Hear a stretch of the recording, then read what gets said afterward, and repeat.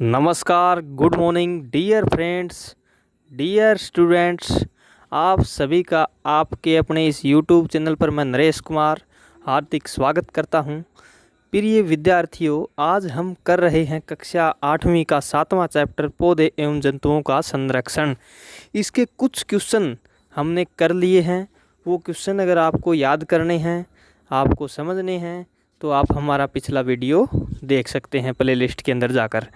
और उसी कड़ी में आज जो कुछ क्वेश्चन रहते हैं उनको हम समझने जा रहे हैं। तो चलिए क्वेश्चन नंबर 6 से हम शुरू करते हैं, जो 5 क्वेश्चन हम कर चुके हैं। देखिए प्रश्न नंबर 6 क्या है। फैक्ट्रियों एवं आवास की मांग की आपूर्ति हेतु अनवरत कटाई हो रही है। क्या इन परियोजनाओं के लिए वृक्षों की कटाई न्याय संगत है? इस पर चर्चा कीजिए और एक संक्षिप्त रिपोर्ट तैयार कीजिए। जैसे फैक्ट्रियां बनाई जा रही हैं तो उसके लिए पेड़ों की कटाई कर रहे हैं। क्या ये कटाई करना, पेड़ों की कटाई करना सही है, न्याय संगत है? इसके ऊपर आपको चर्चा करनी है और एक रिपोर्ट तैयार करनी है। तो देखिए इसका उत्तर बिल्कुल ही आसान है। फैक्ट्रियों एवं आवास की मांग की आपूर्ति के लिए वनों की अनवरत कटाई हो रही है, ये न्याय संगत नहीं है। तो ये कटाई, पेड़ों की कटाई न्याय संगत नहीं है। न्याय संगत क्यों नहीं है ये भी हम आगे पढ़ेंगे। क्योंकि वन हमारी अमूल्य धरोहर हैं, हमारे मुख्य प्राकृतिक संसाधनों में से एक हैं, इसलिए हमें इन्हें संरक्षित रखना चाहिए। हम जानते हैं कि वन हमारे लिए बहुत ही अधिक आवश्यक हैं। ये वर्षा लाने में सहायक हैं, वायु में O2 और CO2 के बीच संतुलन बनाए रखते हैं। इसलिए हमें चाहिए कि वनों को हम बचा कर रखें। यदि किसी कारणवश हमें वनों की कटाई भी करनी पड़े तो हमें पुनर्वन रोपण करना चाहिए। जहाँ तक संभव हो सके हमें वन उत्पादों एवं अन्य किसी पदार्थों से बदल लेना चाहिए।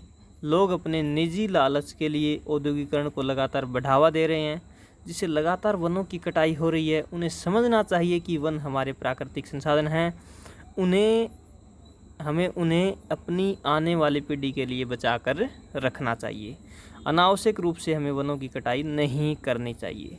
तो प्रिय विद्यार्थियों, इस प्रश्न में आपको 2-3 बातें याद रखनी हैं कि जो वनों की अत्यधिक अनवरत कटाई हो रही है वो न्याय संगत नहीं है। अब वो न्याय संगत क्यों नहीं है?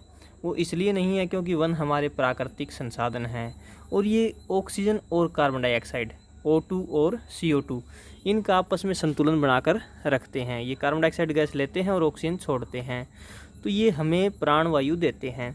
यदि किसी कारणवश वनों को काटना भी पड़ता है तो हमें दोबारा पेड़ लगा देने चाहिए, पुनर्वन रोपण करना चाहिए, ठीक है।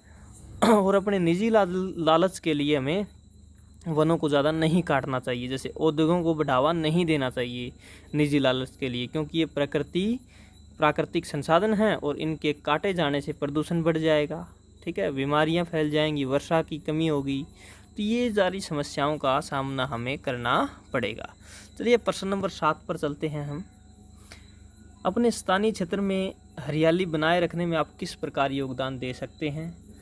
अपने द्वारा की जाने वाली क्रियाओं की सूची तैयार कीजिए। आपके आसपास जहां आप रहते हैं उसे स्थानीय क्षेत्र कहा जाता है, तो वहां पर हरियाली बनाए रखने के लिए आप अपना योगदान कैसे देंगे?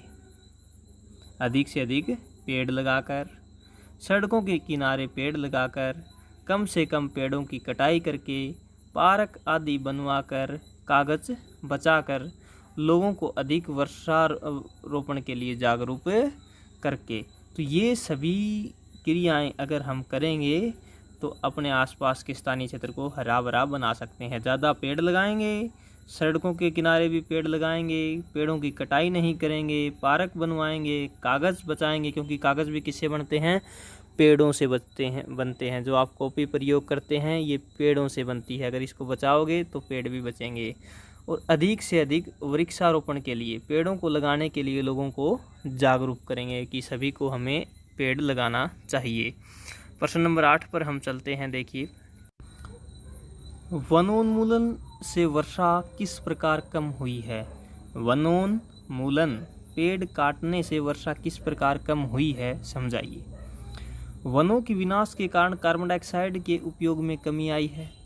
अब वनों का विनाश कर देंगे तो कार्बन डाइऑक्साइड की मात्रा बढ़ जाएगी, उसका उपयोग नहीं होगा, उसके उपयोग में कमी आई है, जिससे वायुमंडल में इसकी मात्रा बढ़ गई है। वायुमंडल में कार्बन डाइऑक्साइड की मात्रा बढ़ गई है क्योंकि CO2 पृथ्वी द्वारा उत्सर्जित ऊष्मीय किरणों को अवशोषित कर लेता है, और CO2 क्या करेगा, जो पृथ्वी द्वारा जो अवशोषित किरणें हैं इनको अवशोषित कर लेगा, जिससे तापमान बढ़ जाएगा और वर्षा दर में भी कमी आती है। तो ये सारे कारक आपको याद रखने। अतः इसकी कम मात्रा के परिणाम स्वरूप विश्व उष्णन हो रहा। विश्व उष्णन का मतलब यही होता है कि पूरा विश्व गर्म हो रहा है। पृथ्वी के ताप में वृद्धि के कारण जल चक्र का संतुलन बिगड़ रहा है, जिससे वर्षा दर में कमी आ गई है। तो पेड़ काटेंगे तो कार्बन डाइऑक्साइड गैस की मात्रा बढ़ जाएगी, जो गर्मी ज़्यादा फैला देगी, ऊष्मीय विकिरणों को अवशोषित कर लेती है, जिससे गर्मी ज़्यादा होने के कारण बढ़ जाते हैं और जिससे वर्षा की दर में कमी आ जाती है, क्योंकि जल चक्र का संतुलन बिगड़ जाता है। तो ये सभी बातें आपको इस प्रश्न के अंदर याद रखनी हैं। चलिए अगले प्रश्न पर हम चलते हैं। हमें कागज़ की बचत क्यों करनी चाहिए? उन कार्यों की सूची बनाइए जिनके द्वारा आप कागज़ की बचत कर सकते हैं। उत्तर देखिए, हमें कागज़ की बचत वनों को बचाने के लिए करनी चाहिए। वनों को, पेड़ों को बचाने के लिए हमें कागज़ की बचत करनी चाहिए। लगभग 1 टन कागज़ बनाने में 17 वृक्षों की आवश्यकता होती है। 1 टन होता है 1000 किलोग्राम। 1000 किलोग्राम कागज़ बनाने में 17 वृक्षों को काटना पड़ता है। कागज़ की बचत से वनों के साथ साथ हानिकारक रासायनिक पदार्थ, जल और ऊर्जा जो इसके बनाने में प्रयुक्त होते हैं उनकी भी बचत होती है। अतः निम्नलिखित कार्यों के द्वारा कागज़ की बचत की जा सकती है। तो कागज़ की बचत कैसे कर सकते हैं हम? पुनः उपयोग, जन जागरूकता अभियान चलाकर, पुनः चक्रण, मितव्ययता से उपयोग। तो ये कुछ बातें आपको याद रखनी है। जैसे कोई कागज़ है उसका पुनः उपयोग हमें करना चाहिए, उसको फेंकना नहीं चाहिए।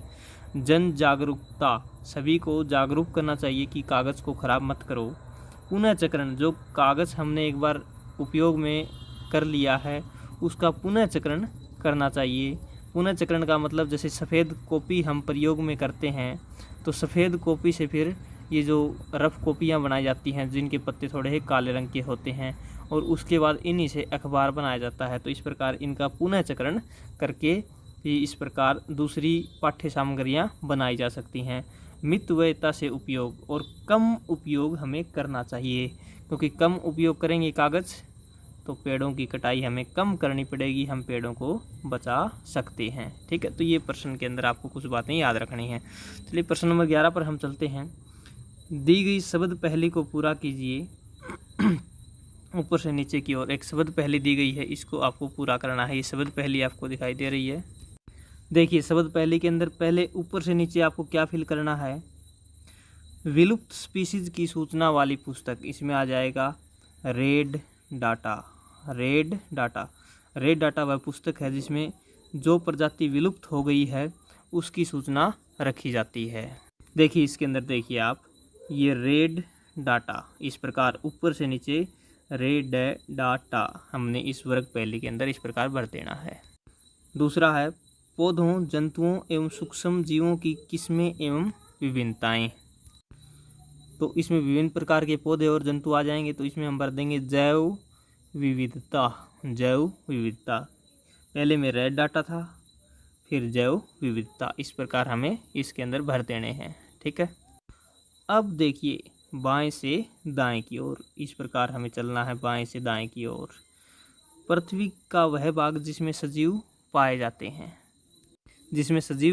हैं उसको जैव मंडल कहते हैं। जैव मंडल, जीवों का मंडल जिसमें सजीव पाए जाते हैं। तो इस प्रकार बाएं से दाएं हमने इस प्रकार इस वर्ग पहली में लिख देना है। अगला है बाएं से दाएं ही विलुप्त हुई स्पीशीज। विलुप्त हुई प्रजाति को क्या कहेंगे, किस प्रकार करेंगे? देखिए विलुप्त हुई प्रजाति कौन सी है, ये हमने यहाँ पर कर दी है संकटापन प्रजाति। संकटापन प्रजाति, ठीक है, इस प्रकार आपको इसके अंदर भर देना है। ठीक है, जो प्रजाति विलुप्त होने के कगार पर है। एक विशिष्ट आवास में पाई जाने वाली स्पीशीज, जो विशेष जगह पर ही पाई जाती है उसे स्थानिक प्रजाति कहते हैं या फिर विशेष कहते हैं। इस प्रकार हमें इसके अंदर ये भर देना है। विशेष प्रजाति, विशेष प्रजाति, इसके अंदर इस प्रकार हमें इसको भर देना है। तो प्रिय विद्यार्थियों, इस पाठ के सभी प्रश्न उत्तर हम अच्छी प्रकार से समझ चुके हैं। कोई प्रश्न फिर भी समझ में नहीं आता है तो कमेंट करके हमें ज़रूर बताइए, और इस वीडियो को कम से कम 2 बार देखिए। हमारे चैनल को सब्सक्राइब ज़रूर कीजिए।